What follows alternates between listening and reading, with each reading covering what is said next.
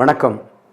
எங்கே பார்த்தாலும் சுயநலம், பதவி, பணவெறி, அதற்காக எதை வேணாலும் செய்யலாம், யாரை வேணாலும் ஏமாற்றலாம், இந்த நாட்டையவே நாசமாக்கலாம். இது தாங்க இன்றைக்கி ஆடுறது டே.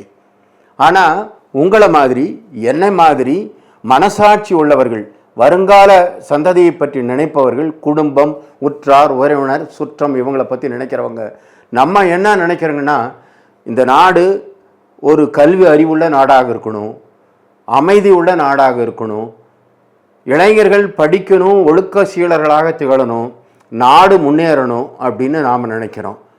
இதையெல்லாம் நம்ம நினச்சா போதாது.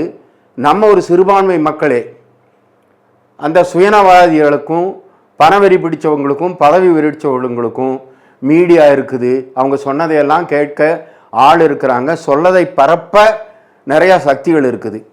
அப்போ நம்ம என்ன செய்யலாம்? நன்றி. அடுத்த தொடரில் சந்திப்போம்.